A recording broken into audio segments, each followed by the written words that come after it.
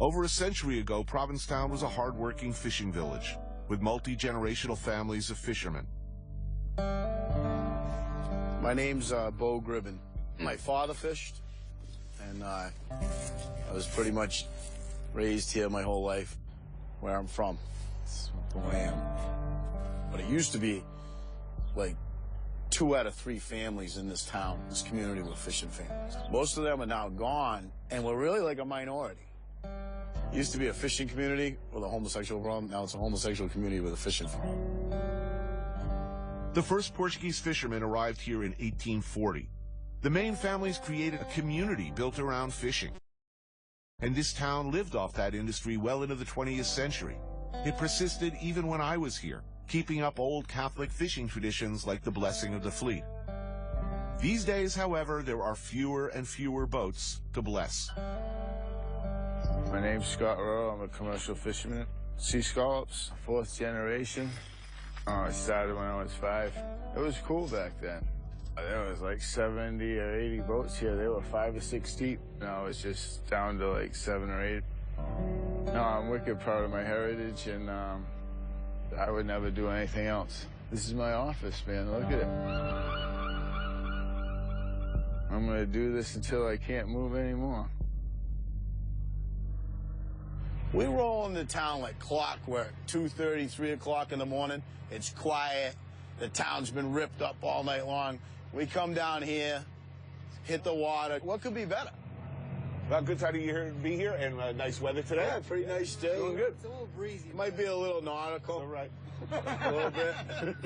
I'm sure I'll be fine. I've watched The Deadliest Catch, so So you ready? I'm ready. Time to press the fun button.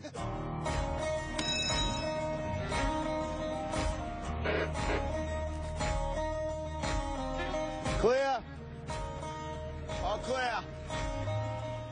Used to be that this was the best thing in the world. We were like, the greatest thing about fishing was you were kind of like a cowboy, you were like a pioneer. You could go out, and as hard as you could push, competition was welcome. We were fiercely independent. That independence is like little by little taken away. Is there a limited number of stuff out there? Well, there's a total allowable catch. We're on a 600-pound trip limit right now. And the payout ain't much. Do the math. A good day of scalloping brings in, say, 9,000 bucks. From that 9,000, take away 3,000 for the lease, for fuel, and split the remainder amongst the crew. And on top of that, fishing's really just a crapshoot. Many days, there's simply nothing to catch. So why the f are you doing this? Well, it's still what we love to do. Like for us, we say it all turns to shit when we come back around the breakwater. Like once we get out to there, we feel like we're at home.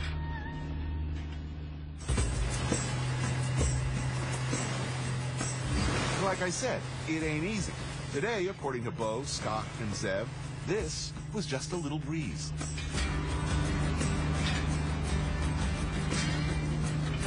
How rough does it have to be when you look out and say, I'm not going out today? It starts like blowing like 30, 35. We like days like this because the competition stays in. Really? Pussies. My dad used to say, when you're dry, you're not making any money.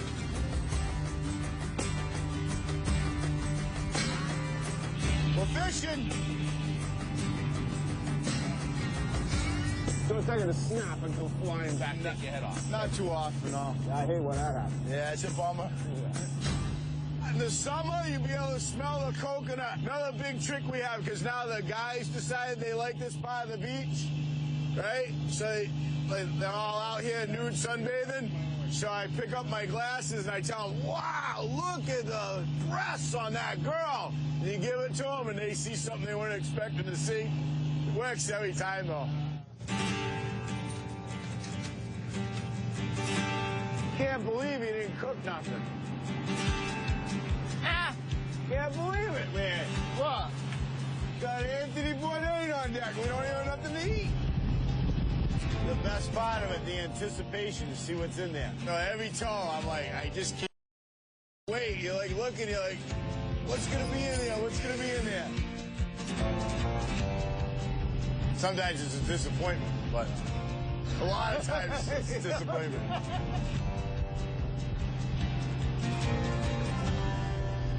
How many do we get? Got a few. Is there? All right, well, that's why it's fishing and not catching. Yeah. They'll taste all that much better.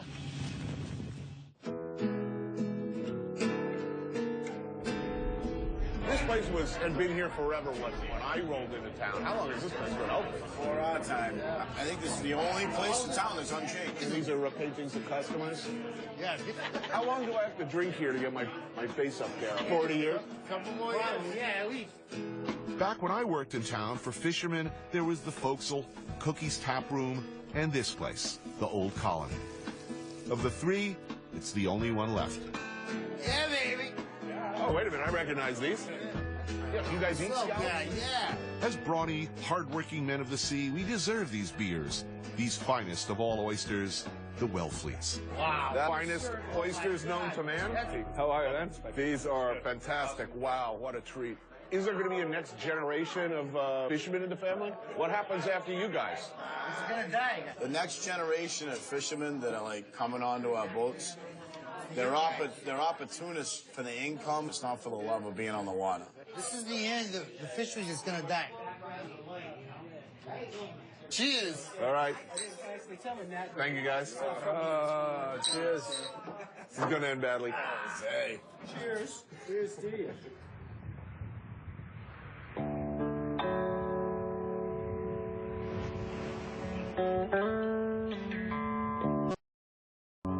It's a nice house. I mean, it just feels like I never left in a lot of ways, but of course, it's 40 years later almost. And that was the Sodom and Gomorrah by the sea over there. You know, a big candy store for a horny, stupid 17-year-old with a taste for chemicals. You know, I was an angry young man. What the hell was I so angry about?